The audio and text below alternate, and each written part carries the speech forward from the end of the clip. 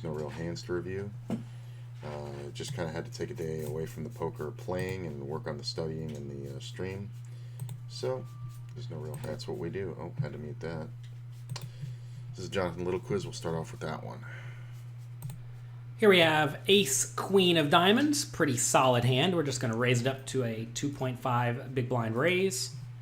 The button, a splashy player 3-bets, and then a tight aggressive player elects to cold call in the small blind. Oh boy. Should we fold, call, re-raise to 11,000, or go all in? So we see the splashy player make the 3-bet. That's pretty expected, so we can take credit away from that. We see a small call out of the small blind, which is significant because it's, a lot of chips for a cold 3-bet, but it doesn't seem like that's where the focus is on this one. And the tight aggressive player in the big blind cold calls it. There's a lot of cases to be made for folding here, but we're getting such a great price. There's 11,200 after this call, plus ours 12,200, and it costs us 2,400 to call.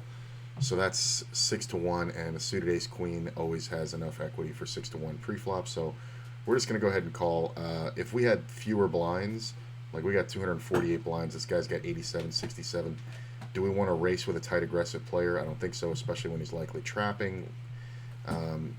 We'd rather head action with the splashy guy with more chips anyway, so I think this is 100% just a call. You can even make the argument for folding, honestly, if you have a super read. Like this is, a couple players I can think of. Dan Harrington plays aces this way a lot.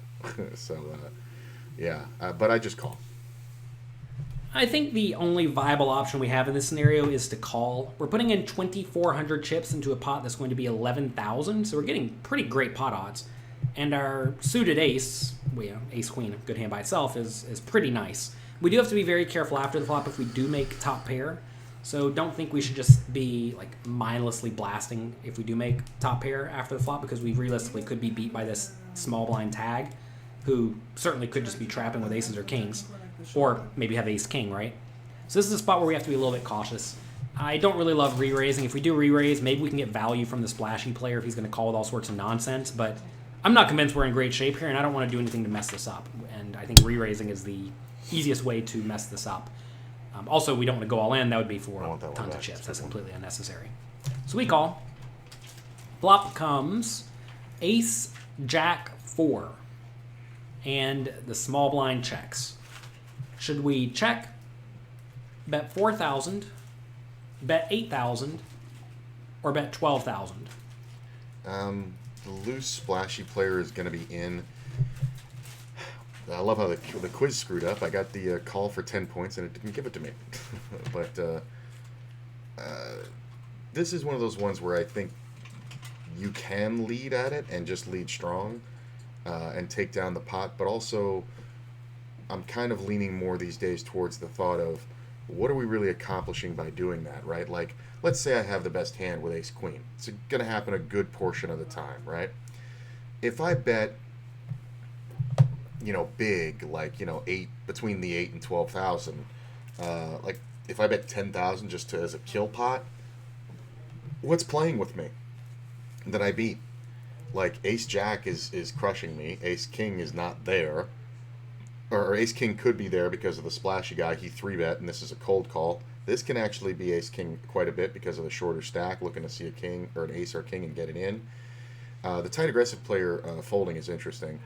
But anyway, I thought he called. I thought he said, I think this is messed up because I thought he said he just calls the tight aggressive player in the big blind, but maybe he meant small blind. So I think in this one there's benefits to checking. One, we keep in all the hands that we beat, and we allow the splashy guy to get aggressive and bluff at us. So while I think the best answer is often betting range, we didn't have the 3-bet lead pre-flop, so we're just going to go ahead and check and see what these players do. Even though this is an excellent flop for my hand, well, when I say excellent, I mean pretty decent. We have top pair. All right, I got my Even though it's a pretty good flop for my hand, we definitely do not want to be leading into the pre-flop 3-better, it's very easy for the player on the button to have ace-king, ace-jack, pocket aces, pocket jacks, pocket fours, although probably not pocket fours, or ace-4 suited, right? So even though this may look like a pretty strong hand, I think this is actually a somewhat Interesting point there when he ran down the hands that this player can have that beats us: aces, jacks, ace 4, ace jack. Fours wasn't in there because that's a 3-bet on the button. That hand is a call 100% of the time facing an open from the low jack. But you would raise ace 4 suited. You would 3-bet ace 4 suited. This is one of those concepts I don't think a lot of poker players get the chance to understand when they're not as experienced. Is that you're going to 3-bet your ace 4 suited here because it has value but no showdown value immediately. Pocket fours has showdown value immediately. There are times when you're not going to flop a 4 and the board's going to come off scary for everybody and you're going to check it down and win. And I've seen it happen. So the 4s is like you don't want to not flop with it. The ace 4 of diamonds, let's say, or ace 4 of, I guess, hearts in this case, could definitely 3-bet. And then if the flop comes off, with just an ace, we can check, we can catch a 4, or we can go for the big lead. There's a lot of options. So just a small side there. Marginal hand, and it's definitely a marginal made hand. And I would actually say that if I check here, splashy player bets, small blind raises, or even calls, I'm probably just going to fold immediately. And I know that may sound tight to some of you, but this is a scenario where we're going to be highly likely to be dominated. So we have to make sure we are very, very cautious in this scenario. That said, this time we do check. You don't want to be leading into the pre-flop 3-better pretty much ever. We check. Button bets 6,000, so half pot. Small blind fold, so who knows what he had. Probably just some pair. And now it's back to me.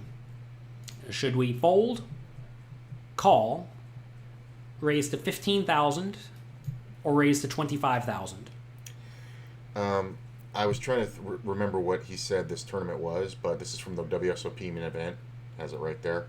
The player in the small blind folding is kind of inconsequential, but he has pairs. So what pairs does he have that cold call a 3-bet? You got to consider this stuff. 9s, probably pairs 7s and higher. I think 6s is getting a little adventurous.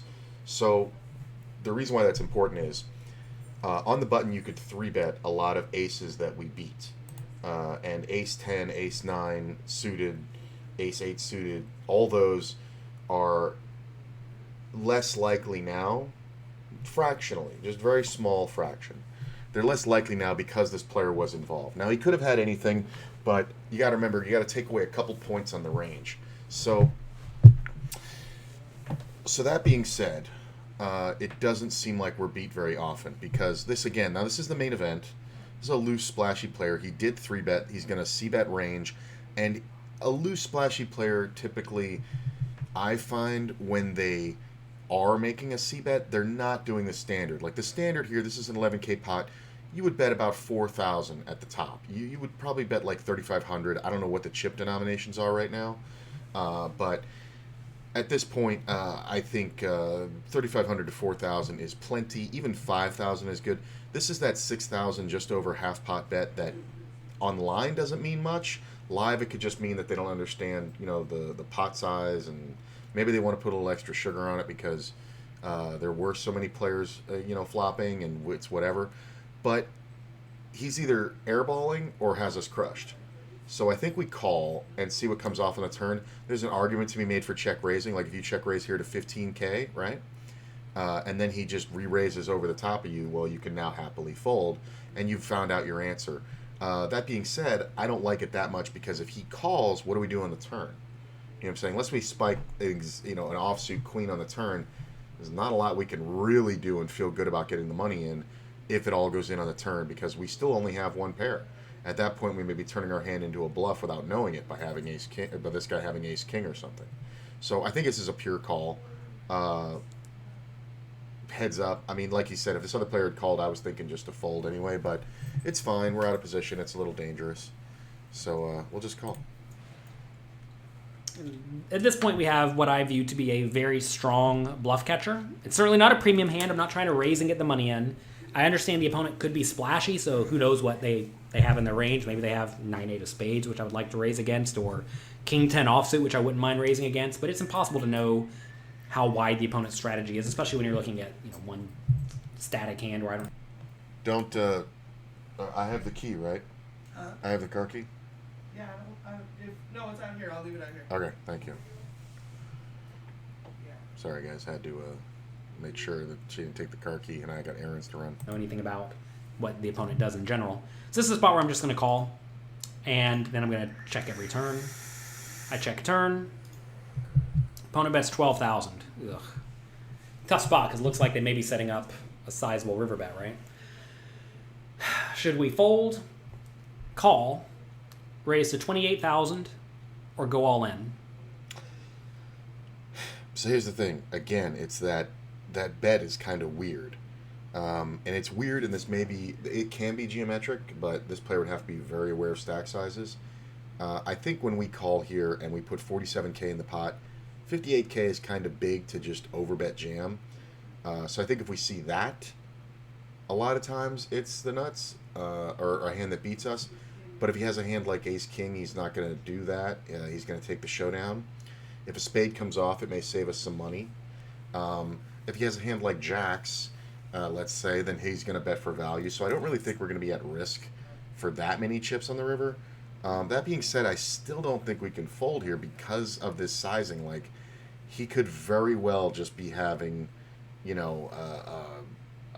not a pure bluff, but a hand that we do beat. I think it can be that Ace-10 suited. It can definitely be other aces.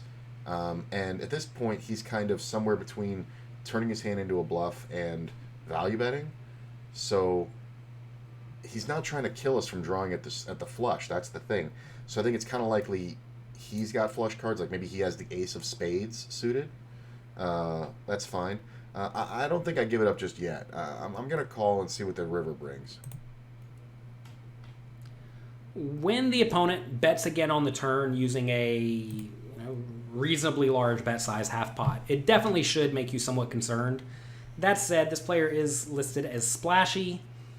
We block Ace-King, we block Ace-Jack, we block Ace-4, right? I mean, that is relevant. You're going to find that typically when you have a good top pair, you really don't need to be folding unless you know your opponent's really tight and straightforward. And here I kind of have the opposite read, that this player is splashy, which means they're playing a lot of pots in a probably aggressive manner, maybe aggressive, maybe passive, who knows. But I think our hand's just too good to fold here. If I'm folding this, I really am folding almost every hand in my range, right? I mean, try to come up with too many better hands that I could actually have in this spot, and there aren't all that many. Right. So I think we have to call. And am I going to call if our opponent bets the river? I do not know. We check.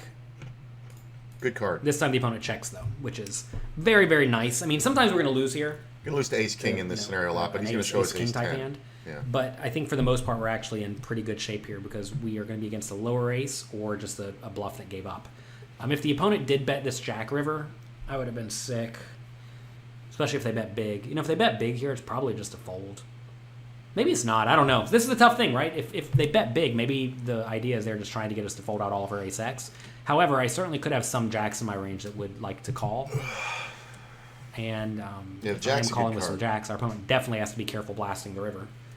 So this is a spot where it would be pretty dicey. And the nice thing about these dicey spots, especially in tournaments against perhaps not overly aggressive players, is that they don't really come up all that often. A lot of people fear the absolute worst possible thing happening. And, sometimes it happens, but very often it doesn't. Very often, it just goes check, check, and we win. Or we lose. Maybe the guy has ace-king and we lose. Who knows?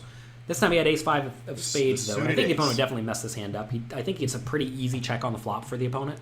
Because what is he worried about getting outdrawn by, right? There's not a whole lot he has to worry about getting outdrawn by. And even if he does get outdrawn by, king 10 on the turn when a queen comes, he could always spike a spade on the river and win a big pot. By betting the flop and especially the turn, I think the turn bet's really bad. He pretty much forces me to have mostly better hands. Like I said, I could have a jack, but I could also have lots of aces, right? And all my aces beat his aces. There is certainly some merit in betting to build the pot in the case that you want to make the pot big by the river, but I think it's completely unnecessary. Most likely the opponent's going to have a marginal made hand by the river, so he wants to keep the pot manageable. And I think this was quite poorly played by the opponent. In my mind, he should have just checked flop. I would have bet the turn, he would have called. I would have checked the river, he would have checked, and he would have lost one fewer bet. And right here, this bet that he lost was 12,000 chips, 30 big blinds. The opponent lost 30 big blinds, in my mind, completely unnecessarily. And well, you want to make sure you don't do that. Yeah, this is one. I think we figured it out on the turn. The suited ace the suited ace of spades. I believe I even said ace 5 or ace 10. But yeah, he messed it up because like if I 3-bet that there, I'm probably gonna check all flops, which is twofold, especially in a tournament like the main event, right? In a tournament like the main event, there's a lot of players who satellited in. They don't want to go broke, blah, blah, blah. Now, we're up against Jonathan Little here if we're this player, but he might not know who we are. So I think I checked the flop. The turn comes off, and now Jonathan Little, as a thinking smart player, is going to bet a lot.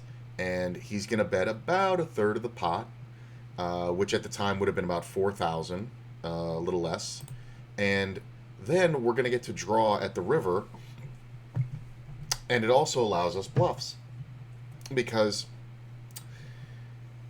if he bets and we just call it, it kind of is scary for JL over there, right? Like, do you get 2 streets with ace-queen and a 3-bet pot with this board? Like, the guy's never going to have ace-king, but he could absolutely have a set. He could have a set of 4s or jacks. Or he could have a set of jacks. Or no, I'm sorry. He could have a set of jacks or aces. Now, when the river comes off a jack, obviously the thing that we're afraid of is a set of aces. It is just as likely as a set of jacks here that just turned into quads. But players don't think that way. He could definitely have ace-jack.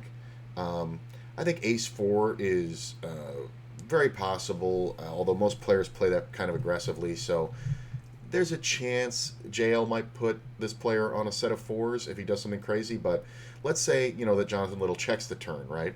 Now you can go ahead and bet your reasonable size on the turn that didn't get any action on the flop and wants to bet bigger. So instead of betting the 6,000 on the flop, or 6,000 on the flop and the 12,000 on the turn, now on the turn, there's like, what was it, like 11,000 in the pot.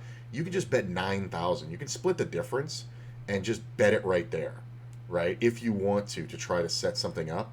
You can even bet like 7,000. And it's still just as scary. It's now a definable bet. It's 2/3.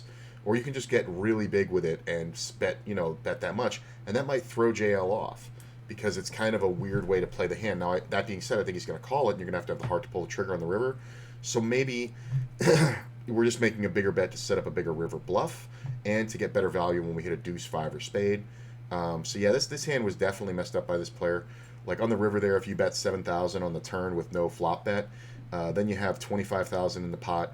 JL checks, and if you can reach down and find your nuts and bet 21,000, even sitting there taking a second and going 20,000 in relation to the pot is fine. Now you put 27,000 more at risk instead of the way this player played it, which is 18,000. But this never had a chance to get a fold. I think betting bigger is important if you're not going to bet the flop. I think if he's going to go bet, he's going to bet the flop for like we said, 3,500, and that puts 18K in the pot. And then on the turn, you're going to bet again, and you're going to bet about 12,000, right? Which now puts, if it gets called, puts 42 in the pot. But you're still risking less overall, right, than he did. And his bets have a purpose because, they get bigger on the turn. And so what did I say, 24, 42? And then on the river, when JL checks, we can either, because we'll have 51 left, we can either actually jam, because that's what we would do with a full house, or, whatever. Now he's got blockers, so the full house is basically aces or nothing, or jacks. I guess we could have quads, but most people aren't going to just jam the quads. It's the same hand. There's only one combination of jacks left, and because Jonathan Little holds an ace, there's only one combination of aces left, right? So they're both equally as unlikely. But ace-king also plays this way, because players play ace-queen incorrectly, and we'll call that river there after having called the flop and the turn. When you get the third bet, ace-queen is a fold. So on the river into a 42K pot with 51-ish, or what is it, 51-ish left behind, I think my bet is about 32, 33, somewhere in there. So when that happens, we still have 18K left. If we get called, that's not why we're doing that. We're doing it to make sense that we have Ace King. And it's very likely. But yeah, this player messed it all up, man. This flop is pretty much a pure check. And then Jonathan Little's going to bet small. And I really think when you pick up the 3 on the turn, it's kind of a pure call. Just because now you have so many fucking outs. I mean, he's going to have Ace-Jack very rarely. So a 5 is even good for us, right? So it's 9 spades, 3 deuces that aren't a spade, and 3 5s that aren't a spade. So you're talking 15 outs with 1 card to come. You're like 32%. And it's a weird spot where he can check and you can just blast him off the river, right? You could have King-Jack suited. And then the river got there and you're like, ooh, big value time.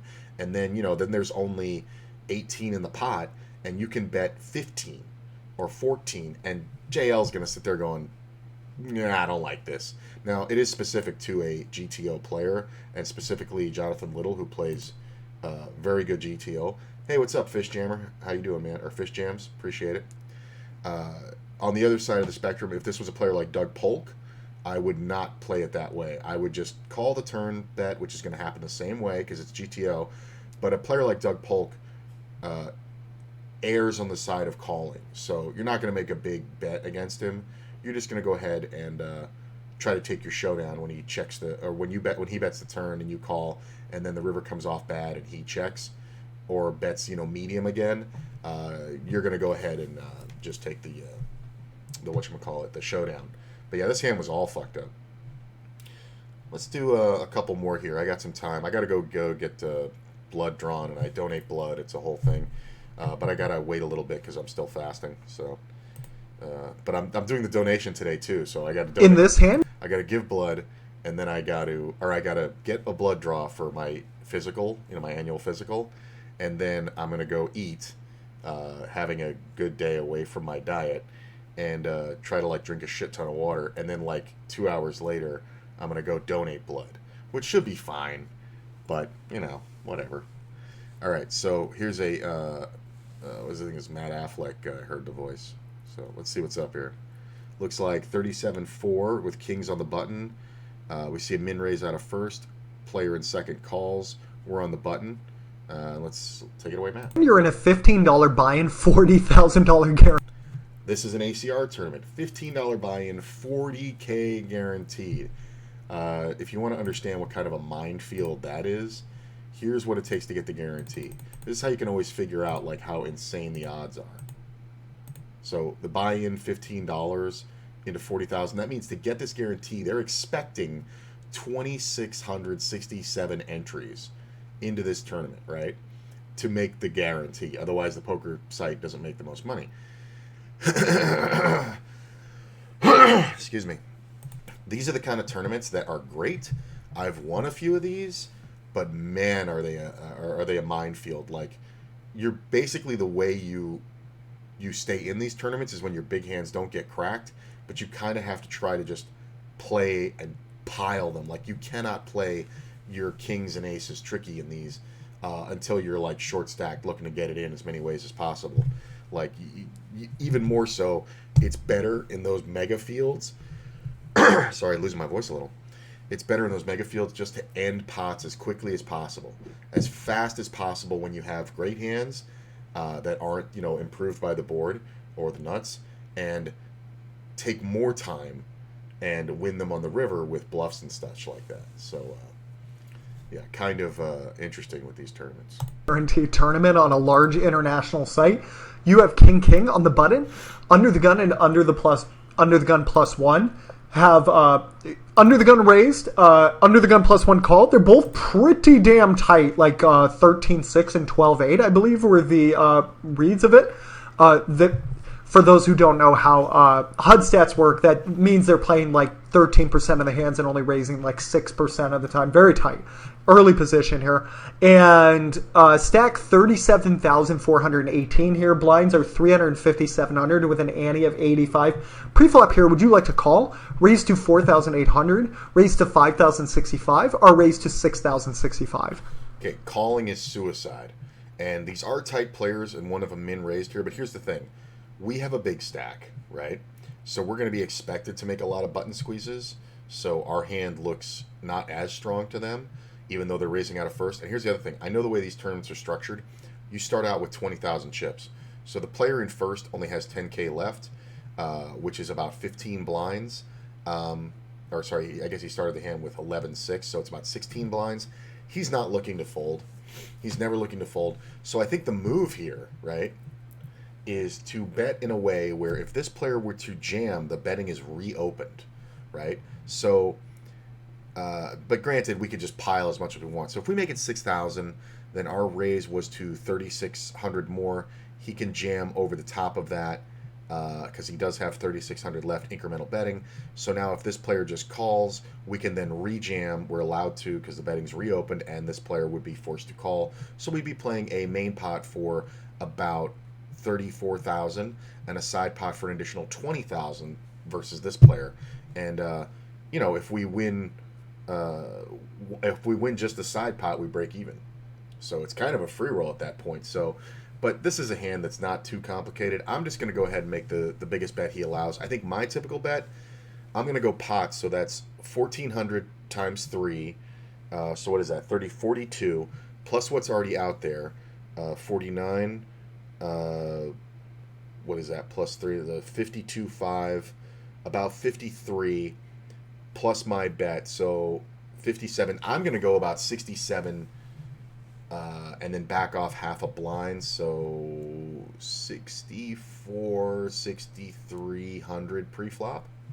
I'm looking to make a large bet, but so that's what I'm going to do. We're going to go ahead and raise it up here to 5,065. We'll discuss each decision at the end of the lesson. So we make it 5,065, and we get called by I Gamble here, and the board comes 8-6-5. 13,260 in the middle. On the flop here, would we like to check? Would we like to bet 3,315? Or do we want to bet 9,945 or move all in? So now this is interesting. So he didn't bet as big as I did, and that's because Matt likes to have more play. Now, in a $15 40K guaranteed, I don't know if you want that much play. Here's the thing. The worst case scenario is our opponent called a raise at a second with a pair and made a set, right? Worst case scenario. How do you play against that? What's the best case scenario? He called a 3-bet out of position after calling an open. He calls that. He calls a 3-bet, and now he has an overpair that we beat. What's the best way to play that? They're kind of the same answer with a different last answer.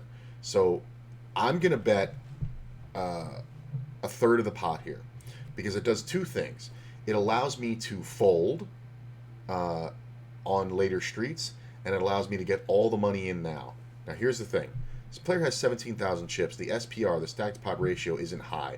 But if I bet a third of the pot or less, this 33.15, and this player just calls me, I'm way worse off than if this player jams all in.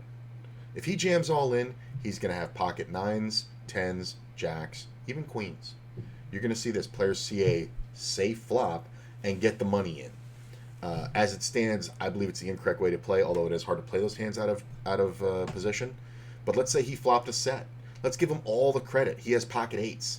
Okay? If we bet that same bet, 33.15, and now our opponent calls, holy shit, that's a lot scarier, right? Is he doing that with 9s here when we could just have ace-king, right, and run him over? Is he doing that with 7s here when he probably has the good hand plus the draw? No. He's only doing that with his strongest hands, and his strongest hands have improved to a set now. So I'm betting small. I love hearing what Matt says because this line of thinking Matt's really good at, and he's very deep. So let's see. He's going to go over it at the end after we make all the decisions. So we're going to discuss something here that I have a lot of fun with in these tournaments. So $15 tournament, a lot of fun. So, very affordable. Real good chance at some serious money. But a lot of times when people play with certain players, they don't know how to get maximum value. And we can, with just a few tips, I find a lot of people do a lot better. The thing a lot of people don't realize about nits, and I can tell you this because I used to be an extremely... That's the factor I haven't considered. These were both very nitty players. Okay, so I screwed this one up. My answers are good, but not great. Not great. tight player, if you can believe that or not. When I started playing poker, the money really meant a lot to me, and I found out if I played like... I read a book that said play aces, kings, queens, jacks, tens, ace, king, ace, queen, and that's it. It's Phil Helmuth's And book. like if you have a pair and somebody raises, you just fold and post flop. And this was of course 2005, but that did work. And At that time. but I can tell you, people become tight players because of their personality. And one thing I can tell you about a tight player is, when I was a tight player, I was very entitled. I thought... Before he goes on, which he's making an excellent point, he's right. Personality does dictate the way people play. If you start playing a lot and you want to change the kind of player you are, you kind of have to change things about yourself. Something that I do quite often, not quite often, but every few weeks when I'm playing full time, I will take some money that won't hurt me.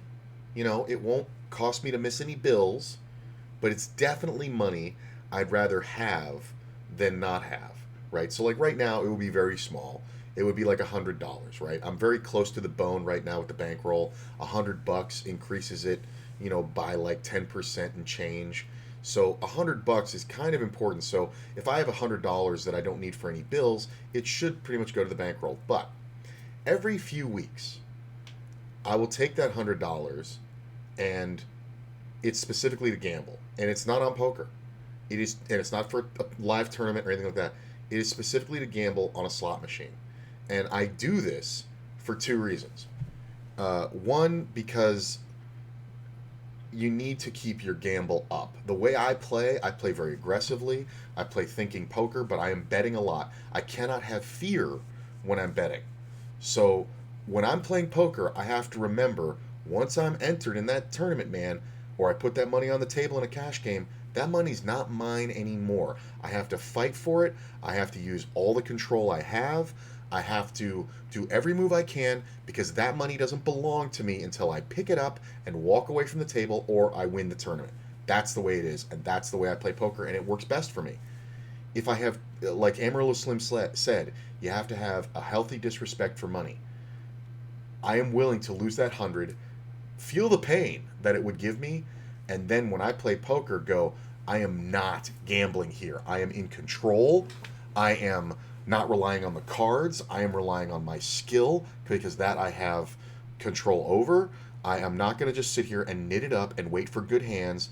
Fuck that. I'm using position, my stack, then the cards. That's the way I play. And I came up with this years ago when I used to be too tight playing live. One day I had broken even after like 7 or 8 hours. And what he said about being entitled, I got my aces cracked a bunch of times, and I was still able to win because I was a tight or break even because I was a tight player. But I remember thinking, you know, a break even player is a fucking loser, because they don't know. Like if somebody tells you, if they're, and I'm sorry if anybody thinks this about themselves, but you need to re-examine your philosophy. If you sit there and somebody says, how good are you at poker, or you know, how's poker going for you, or whatever like that, and you say, I'm about break even, understand that 80% of the time you are lying. I was a loser in poker for a very long time, and I broke even for a short amount of time. And I mean, I've played now since I was 8 years old. I broke even for probably about 4 or 5 months when I first got to Vegas and was playing fairly regularly to support myself in some ways. And I would just make a little here, pay my little weekly rent at my little weekly apartment I had, and then, you know, work to make the rest. So it was basically break even. Some weeks I didn't win, but I didn't lose. You know what I'm saying? But it wasn't consistent enough because I wasn't controlling enough. I didn't have enough knowledge. I wasn't aggressive enough to make it worth it. You know what I'm saying? You don't lose much when you play that way, but you, like the movie says, you can't win much either.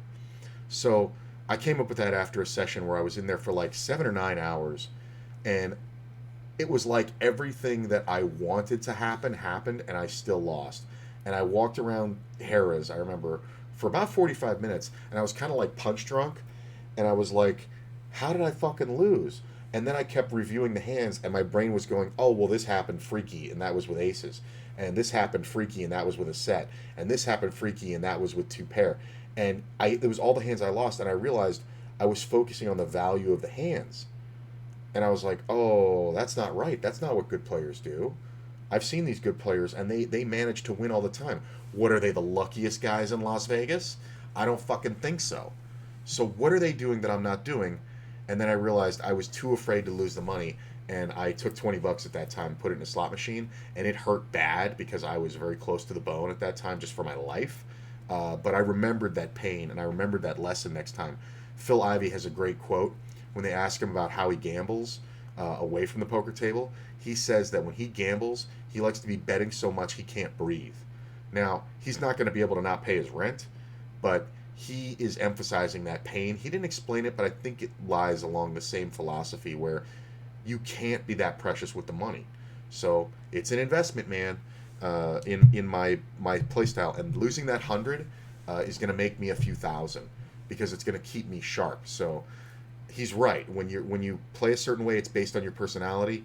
Players who are nits it's because they're kind of nitty in life. Maybe they have, not nitty, but they have square jobs. You know, they're office guys. You see a lot of psychologists who are low level, or social workers, you know what I'm saying? Like, not private practice psychologists play that way. You see a lot of managers, like business managers, like guys who manage construction, not the construction workers. They're kind of YOLO. Believe it or not, you see this quite a bit with nurses, not doctors. Doctors kind of, I think they have more of a feeling of how fleeting life is, but nurses are more caregivers and, aides and stuff like that. Not like that they're any less valuable. They're probably more valuable than doctors, honestly. And this is coming from a doctor's son and a nurse's son. But it's just different kind of personalities. They play different. Let's see. I find myself playing pretty nit when I play cash at a casino. Okay, yeah. Now that's, I'm going to read the rest of the thing, then I'll respond to what I was thinking there. But honestly, I'm a winning player playing that way locally. Okay, good point. We kind of rise to the skill level that we're surrounded by. Okay.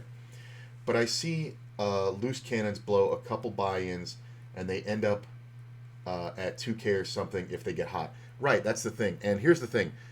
You have to realize when you're watching somebody and you're like, that guy's crazy, and he put in all this money, and look at the buy-ins he lost, and then he ends up leaving winner, you kind of have to realize what he's doing. And on the hands where he lost, he ran into a situation where his high-value play that'll work 80% of the time just didn't work. So you're seeing a small sample.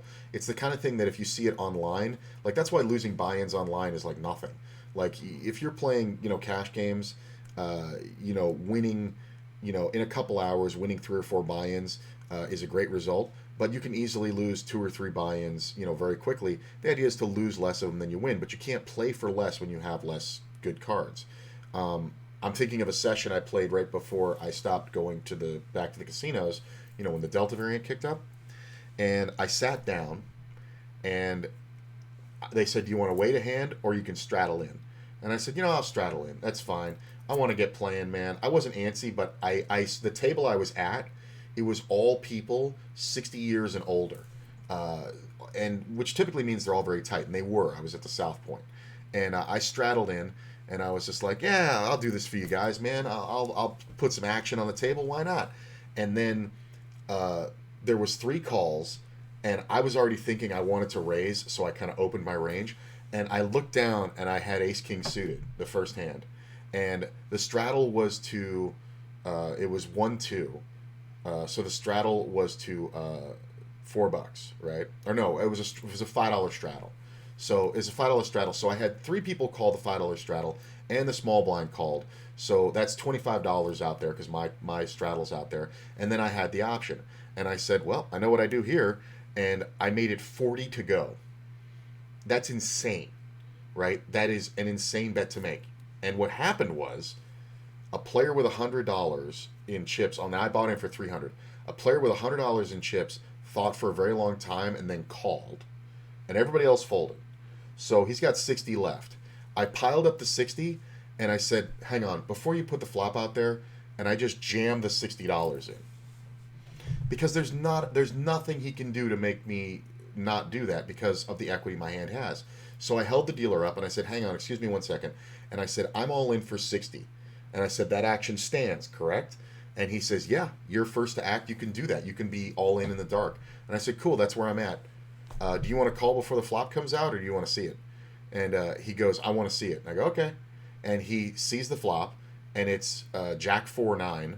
And I go, it's up to you, man. And he goes, you just straddled in. And I go, yes, I did. But you don't have a great hand because you probably would have raised. And I said, so the bet's all in. And he goes, I call. He gives me that, look up and down. And I go, I have ace king, which is the best hand here quite often. And he goes, yeah, it is too. And I go, you got ace queen suited? And he goes, yeah. And the turn comes off a 10. And the river comes off a king. And he makes a straight. And I said, well, show the table the ace queen suited. And he did. And he won. And then I was like, okay, add on, please. And I added on 100. And he was like, and I said, nice hand. And he goes, no, very good, well played. And I said, thanks. And he goes, I've been making that mistake for 50 years. And I was like, well, it worked out this time. And then I just kept, I was in my normal aggressive style, and players were playing with me after that, and I ended up leaving that session up $1,000, playing 1-2, and I think it was large in part because of that first hand, because I never, they saw that I had a good hand, but they also saw how aggressive I was willing to be. So a couple times I did that again with players with $100, and I just jammed it pre-flop, and the guy made a pair and then called me, but now I have queens. So you know what I'm saying? So it's like you don't always see what the other players are doing, and you're going to get an impression that they're wild. A player's mood, short-term things you see about them, what they bet and that they lost and all like that. They could be raising just garbage. Like I've played hands playing 1-2, which people will tell you is a showdown game, where I've played it for position. Like, meaning I didn't look at my cards. Like, I literally was experimenting with learning ranges, and I didn't look at my cards, and started making bets, and then would look at them when I got the fold. So, I would just play it like I would say, what would I do here with ace-king? And I would start playing the hand that way. And then when the flop came off, and I bet a flop that's, favoring my range, and ace-king specifically, and I got called, that's cool. And then the turn would come off, and if the board was still good for me, I'm not blasting blindly, but, I'm making informed decisions, and I'm like, this is what ace-king does here. And it was to see if I understood if that was what ace-king did in that game. Because I was playing it their way, which they would fold to ace-king because they could see it.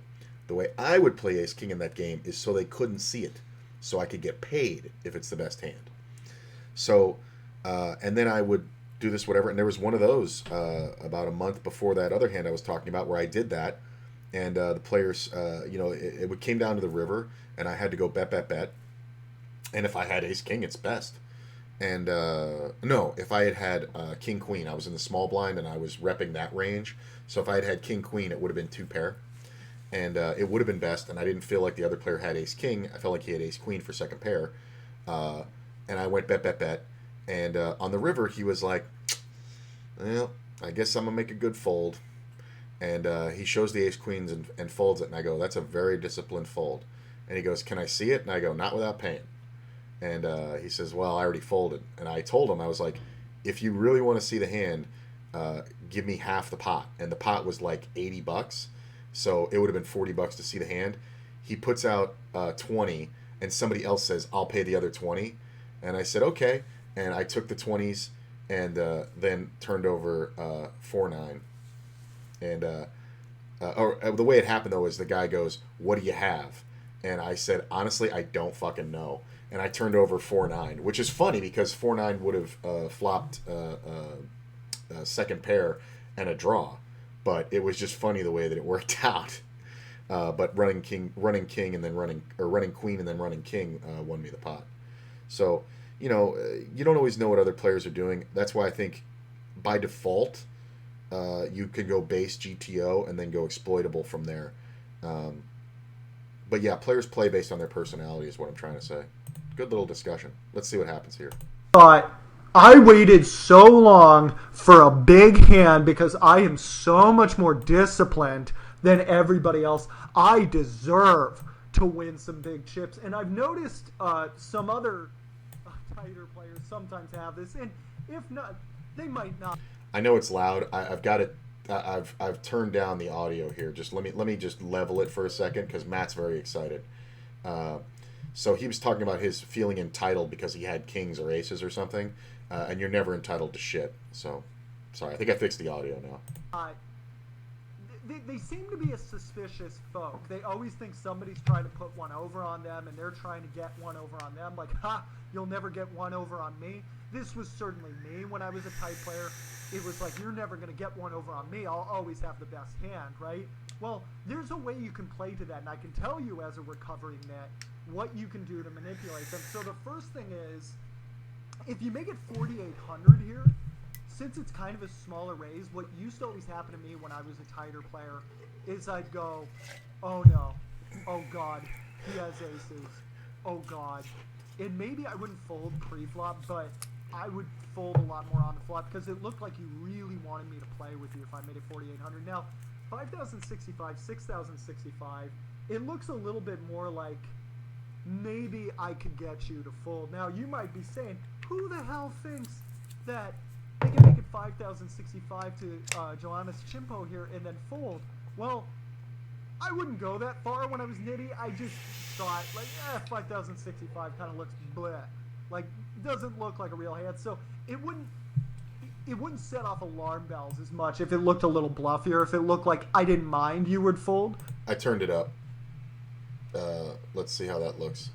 Let me hear the playback for just 1 second. A little bluffier if it looked like I didn't mind you. Got it. Okay, I think I got it now.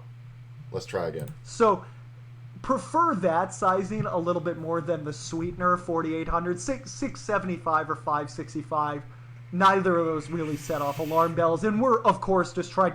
This really nitty player opened under the gun. We're assuming this person is getting it in with us. And we want a legal raise also to be part of the equation, if possible. But a legal raise meaning that that's perfect. Thanks for the info, man. Yeah, I'm getting used to controlling the soundboards or the sound settings in here, so I'm getting better. But it takes practice to really feel how it is. I was just watching the levels, and his P's and high register was tacking, so I was trying to fix it. But thanks for the info there, guys. You always got to let me know and make sure your volume isn't jacked all the way up because mine's not. So if your volume is where it's comfortable for my voice, and then somebody blows it out if we're doing a hand history, just let me know. But yeah, that's the thing is that he wants to make that incremental raise that can reopen the betting. So if this guy just jams, for his, last 10K, and this player calls, we can still re-raise. But like he said, our range on the button looks wider, you know what I'm saying, especially to these nits. So, yeah. Whenever we're raising short stacks and there's another tight player behind. But in this case, he folds. I gamble calls. And then this board comes out, and this is one of my all-time favorite plays with nittier players, is whenever I have an all-in that just doesn't make sense with them, like it's an overbet or whatever, I just do it the second it's out there. Like, I'm all in. Instant. And since I can tell you as a recovering nit, I always thought somebody was trying to put something over on me. I just assumed that was ace-king because I'd be like, oh my god, you would so bet... Yeah, that's the thing. He's absolutely right here. I've done this. I did this 2 days ago. When last time I played poker, I did this several times where I was betting quickly and betting huge in order to make it look like a bluff. Typically, that happens on the river in the low buy-in tournaments. But at this point, the player's right at starting stack. He can still re-enter for $15, and he is nitty. So a nit is going to call you here every time with a pair of nines. Like I think my way works too, where for the majority, where betting 1/3 pot allows the nit to jam with a pair of nines, tens, jacks. Even a pair of fours and sevens will do it a lot. So I guess my way is a little bit extra careful because of the landmine factor of this mega field tournament. Over 1,000 players, I would consider a mega field. But yeah, I definitely see his point here, and I do like this play because what do you do with tens here? If you're the I gamble, you know what I'm saying? You're going to be like, oh, that's ace king. You know what I'm saying? And players fall for it all the time. King versus 8-8. This is what happened. I was in first position. This is from the deep run a couple days ago, and it wasn't very deep into the tournament. We were past the rebuy period, but a player in first position had min opened. I 3-bet king to a standard amount, but it makes the pot kind of large because the bets were big. He had about 20 blinds. I wanted it all, and 20 blinds after the call, so he started with like 26. I think I had like 660 or something like that, and I had been running the table over, so I looked like a wider range, and that's why I upped the bet a bit. Comes around to him, he calls. The flop comes off 10-10-4, or it was either 10-10-4 or like Jack-Jack 5, something like that. It was 10-10-4, I think, and he goes ahead and leads small, and I just raised big immediately. I potted it immediately, and then he snap jammed immediately, and I called it, and he had pocket eights, and his pocket eights are no good on 10-10-4 versus my kings, obviously. So yeah, that's the exact scenario there. So I see what he's going for here. It's 50-50 which way I'd play it. I probably would have raised bigger pre-flop because of the tournament and then played the small bet on the flop trap. But if I had played a smaller bet pre-flop, I'm making the bigger bet on the flop because, yeah, that's fine. Something like 3,315 if you had something good. And I do this all the time with tighter players where it's just the second it's on me, I go, I'm all in. I get a call all the time. Just all the time. And I was not shocked at all to see this hand. I just overbet jammed the flop after a raise under the gun and a cold call, and I squeezed pre-flop, and he had this. Yeah, now, pocket fours. In this case, I did say pocket fours will call you here like that. I did say that. he had four. Okay, so he had a gut shot in fourth pair. Sweet. It's his money. He can do whatever he wants. I don't mean to sound like I'm being harsh with him. He can do what he wants, but He can do what he wants, but that's only 6 outs. That's 24% if you're up against any pair. It's kind of bad. Plus the fact that if a 5, 6, or 8 comes on the turn, you can now get counterfeited and still lose to ace-king by 9 cards. You can get counter. Well, if there's another 5 on the turn, then 3 6s, 3 8s, 3 kings, 3 aces now beat you. So that's 12 cards. So it's a horrible call, right? Like when I see this, I fold. Like I'm folding as strong as jacks here because I'm not a nit and good play. Bad players. If I know he's a bad player, he's gonna do it with ace king or like pocket tens. But I think if you give me jacks minus, I don't think I'm calling here. But I did say pocket fours will call you too. I feel as if I don't feel. I know I've worked on this situation a lot. I've lost a lot of people with. Okay, let's say he has fours and we bet 3,315 there. Okay, great. So he calls. Then what happens on the 10 turn when I shove? A lot of times he folds. What happens on the jack turn when I shove? A lot of times he folds.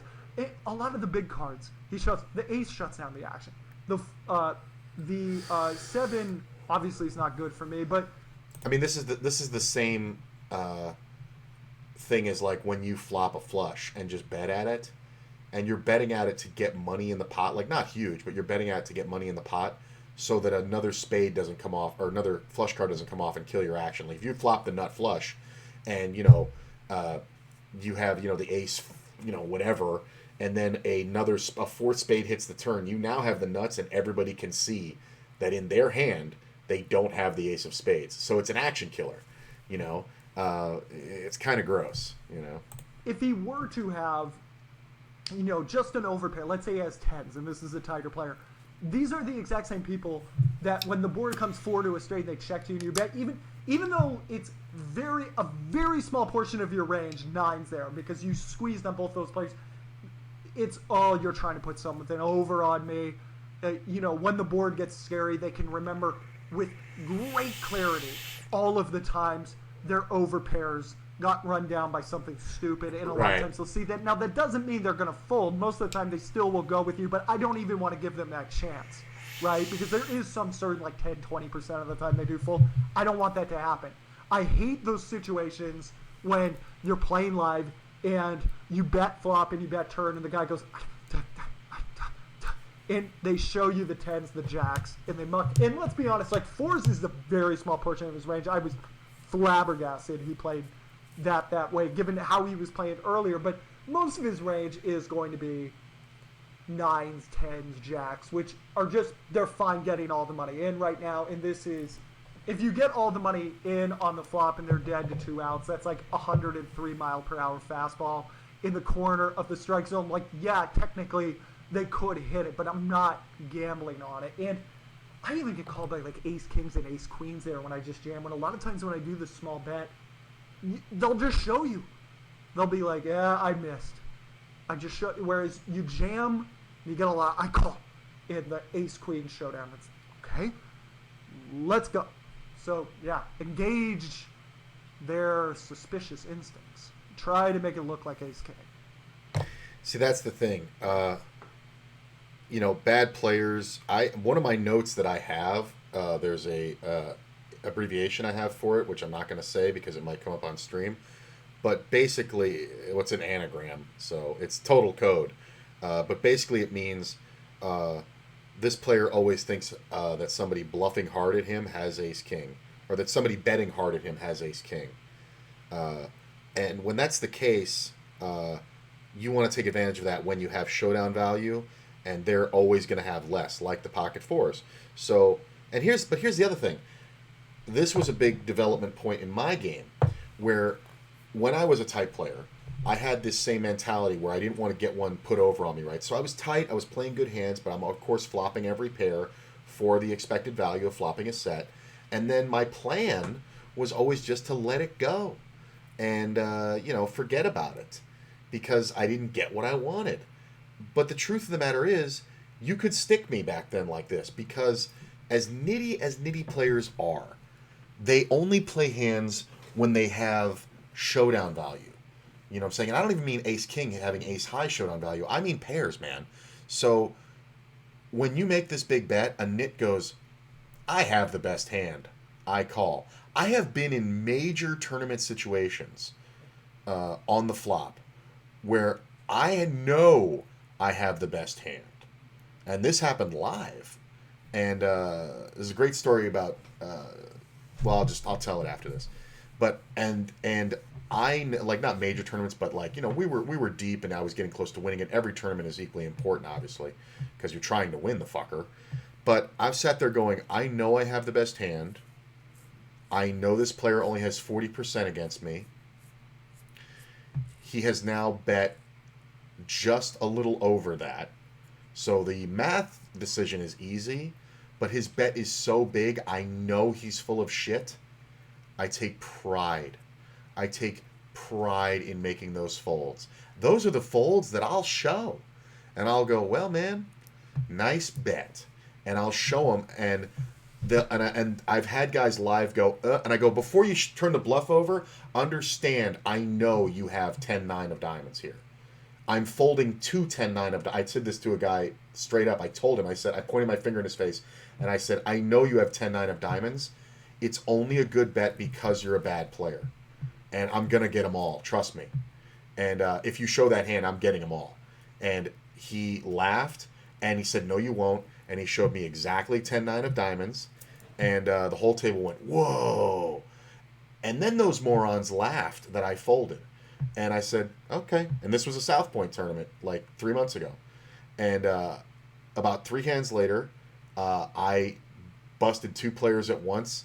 That guy was one of them. And when the money went in, I went, you got a gut shot in top pair. It's no good, bro. You got 6 outs. I got kings. Way to go. And I called after I set him up to rejam. The player in the other one just gave me his chips. Like, he didn't have shit. He had one overcard to the board, and I had the overpair to that. Like, it was fucking insane. I had kings, and he had a queen jack on a 10, what was it, a 10-4-7 board, and the other guy had like a 10-8. So it was pretty fucking stupid. But they just all thought I was raising like stupidly, but I had almost this exact scenario. I had kings on the button. And I ended up going on and winning that tournament. Well, we chopped it 3-handed, but I got the lion's share. And it's because my goal wasn't to, I gotcha and you don't bluff me. I don't give a fuck if you bluff me. I get bluffed all fucking day long. As many bluffs as I play, I get bluffed twice as much. I know. All day long it happens. And that's fine. Poker isn't about making thin calls to prove a point. Poker is about winning. So if I fold now and win the tournament, did I make a fucking mistake? Like I always say, the only way you can't say I made any mistakes is if I won the tournament. Even then, I overanalyze it and go, this is a mistake, this is a mistake, this is a mistake, but it worked in this specific instance. So it's good here, but I want to realize for next time, I don't want to do this. That being said, I always end those thoughts with, but I won the tournament, so haha. You know what I'm saying? Because that is the goal, is to win the tournament. It's never any of this other shit. So if you fold the best hand, you're gonna fold the best hand a bunch of times in tournaments and in cash. And if somebody shows you a bluff, it should just be like, cool, bro, that's awesome.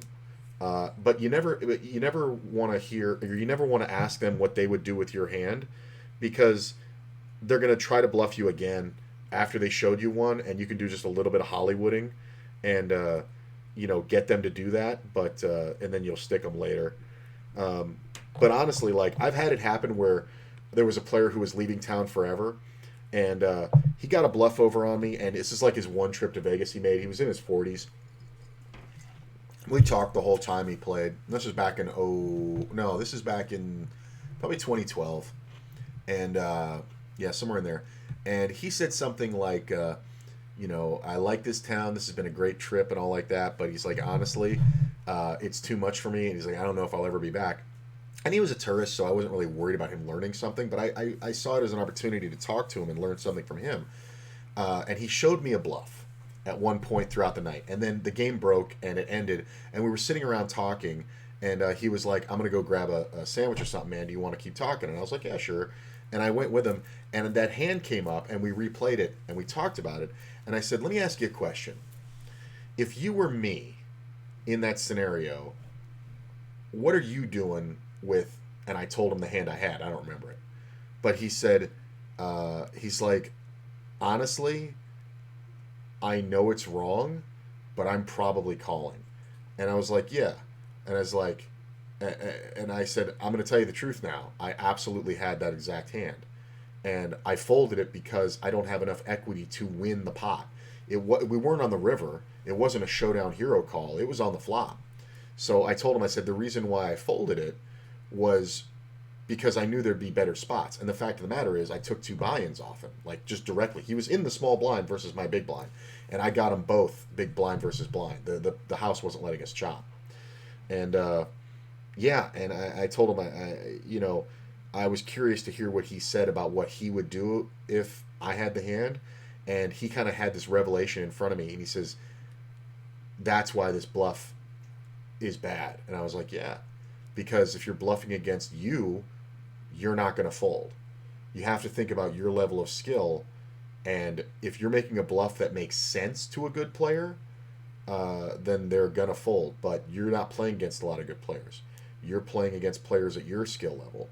And in your local games, I think he was like from Milwaukee or some shit. Yeah, it was Milwaukee, wherever Laverne and Shirley's from, because that came up at the table. I remember, he, it was just very interesting, and he said, he crushes the local game, which I think was an exaggeration in the first place because he just wasn't aggressive enough to ever make money unless people just give it to him. But at the same time, it makes sense. He was at his local game, and like the movie said, man, why not sit down and try poker? Because how hard could it be from our local game? And that's when the sharks circle and they get your money. That's what happens when you come to Vegas, man. Especially at 1-2, all the way up to 5-10.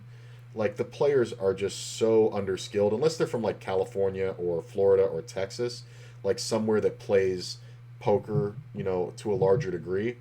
Then there'll be players. I mean, granted, there's still a lot of fish that come out from those places, but like a New York poker player who's like well versed in live poker, like if a guy's from New York and he's obviously able to shuffle chips very well and he understands, poker etiquette at the table, he's kind of a great player because in New York you have to find underground games and shit. Like you can't. There's not a lot of casino action near there. Like you can drive to Jersey, but if he's doing that a lot, then he obviously must be winning because you don't do something a lot if you keep losing, right? Like you have to have an immense passion for this game to keep losing consistently, especially in like middle age, and still enjoy it.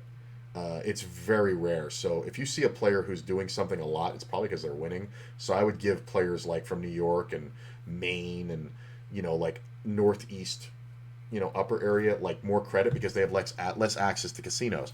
Now if the guy comes from Louisiana or he comes from Ohio or something like that, the only games that they're getting are either close convenient casino games or they're getting local games with their fucking buddies who don't fucking read poker books. They read Super System when they were 20 years old, and now it's they're 60 and they're still doing the same shit. So it's just interesting stuff like that, and I'm kind of off on a tangent. The hand that I folded, by the way, was aces preflop. I was chip leader in a tournament at Harrah's, and I was in the big blind, and I was sitting right next to the dealer. I was in the one seat, and I had about 60% of the chips in the tournament, and there was 5 or 6 of us left, and the player who had 20% of the chips made a big raise, and every time he did it, he never folded. So he does that. The guy next to him, who had enough chips to reopen the betting, went all in. The guy next to him, who had less chips than him, went all in. And the guy in the button, or on the small blind, who had dust, he went all in. So and I know this player is going to call out of here. So that's going to be a 5-way pot if I get involved. And I looked and I said to the dealer, I said, well, I guess I got to have something good. And he leaned over and I peeled and I had the red aces. And I sat there and I went, I got something good. And he's poker facing. He's not giving anything away. So, and I said, but I don't think there's a hand good enough. And I folded. And sure enough, the first guy called. And the dealer went, ladies and gentlemen. And he looks at me and goes, can I? I go, yeah. And he goes, check it out. And he shows me the red aces. And I still had 60% of the chips. And what happened is the guy who went all in beat one of the players, but another player won the main pot. So 2 players got eliminated. The guy who went all in over here, he actually had kings. Hey, what's up, Vice Chick? Good to see you too. Old schooler. I got something to say too after this end of the story. So the guy had kings, and the next guy who went all in had ace queen or something like that suited. He ended up winning with a flush. The next guy had like pocket 4s. He was an idiot. And the guy who was all in for crumbs had like 9-8. But versus 4 players, it wasn't worth me risking 20% of the chips. Plus, if this guy wins it all, now we're 3-handed. One guy has very little chips. This guy now has about 50% of the chips in play, and I have about 40. So the other guy would have about 10. But I knew that I wanted to keep the chip lead because all these players were terrified of going broke, and I would have lost. The board ran out. It had a king on it, but it also made a flush. So one player doubled up, but this guy basically he made a little bit on the extra side of the guy who had more with the pocket 5s. So it basically was no change except for the chips moved, and from there I won the tournament. I just kept raising and raising and raising, and when it was over, I was heads up with the guy who had kings. He said that aces fold was probably the move that won you the tournament. I said it's super rare, and it's the only time I've ever folded it that wasn't a satellite, where I just had a mountain of chips. And he says, yeah, I don't know if I'll ever fold aces in my life. And I said, well, maybe one day you'll be good enough too. And we were laughing about it because he was saying it was a mistake. And I said, maybe one day you're good enough to fold the best hand in the deck. And but I believe it was sound. And the end result of winning the tournament proves my point. Vice Chick's great to see you. She was a great supporter for a long time way back. We actually have texted a bunch, and we're really good together. And she's great. I thought you lived in Vegas, but I guess you're coming out to Vegas a lot. I don't know. We haven't caught up in a while. We'll catch up. But she plays on the ACR streets. And this reminds me, I had gotten the affiliate thing after I quit streaming, but it was right after. I got the affiliate thing 2 or 3 days after I quit streaming. Or I'm sorry, the affiliate thing, when it happened, you couldn't get subs. So they gave me the affiliate thing, and you couldn't get fucking subs. Like, not long after that, I quit streaming, and then shortly after that, they made it so affiliates gave subs, and I didn't know this. Oh, you moved back to Houston in March from Vegas. Probably smart because it's COVID central over here. Houston's a great poker town, though. Really great poker town. Super action. It's almost as much action as California, and it's probably better action because it's smarter. But here's the thing. So I was like, wait a minute. And I looked at how many subs I have, and I had... yeah, you were here for like 4 years. Yeah, pretty much all the time I wasn't streaming. That's crazy. But I kind of distanced myself from social whatever because of that. Because it was a rough time for me in that 4 years not streaming. I had a lot of bitterness in poker, but still was playing. But anyway, so I went and looked, and I looked at my subs, and I have right now. I knew how many subs I had, which I had just gotten, which is like 6, I think. Right now I have.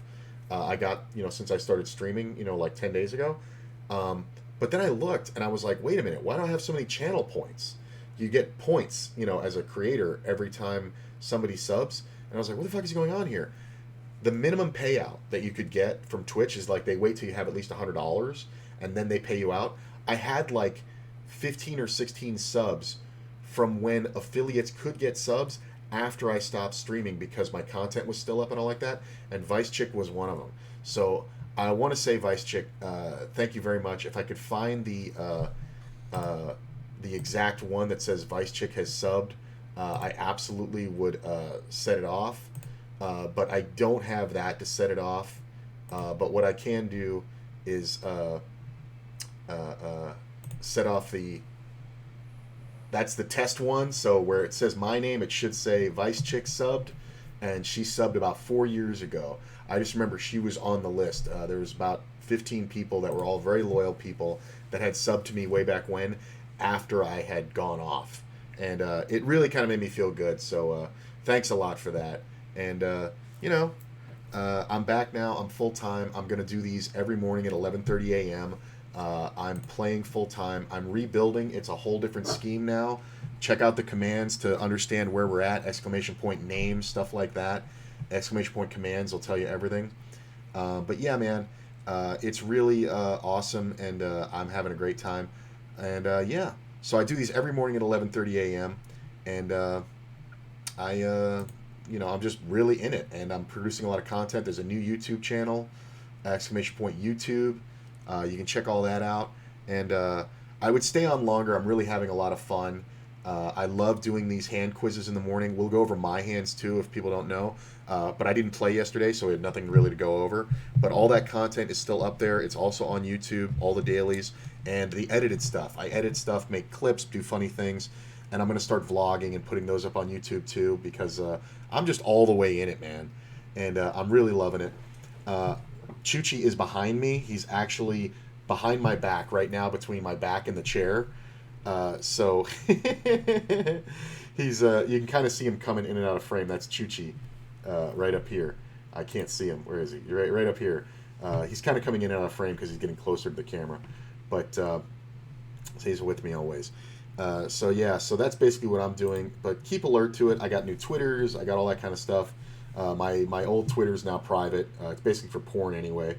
So yeah, and I'm gonna go ahead and let's see here. Let's host somebody. I hosted DMAC a lot of times. Let's give you know what? Let's host DMAC because you guys might not know him, but the guy's a beast.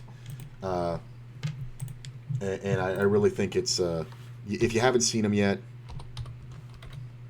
you really should.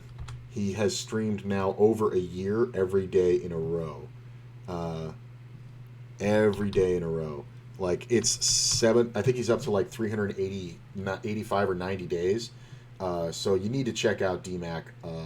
and get on his grind, man. The guy's intense. He also does a very cool thing where he runs 2 separate streams. So you're watching his hands being played.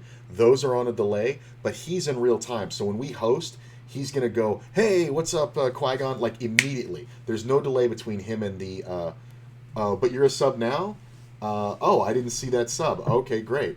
Maybe you did sub. I didn't see that new one, but I appreciate it. Oh, yeah, you were one of my first subs from way back in the day. Oh, it must have been yeah, I saw that from way back in the day. I didn't see that you had resubbed. But yeah, thank you so much. I must have thanked you at the time, right? Like, there's no way I let it go. So, yeah, I got to go donate blood. So I'll be back later tonight. I am playing poker around 4 o'clock, maybe 5. If the blood draw takes too much out of me, I won't be able to, but I really want to play some MTTs today. I feel like a really good grind is coming. I had an excellent night last night, even though I was off. It was amazing. And yeah, so I felt really good. So we're going to go ahead and host DMAC. I'll see you guys later today.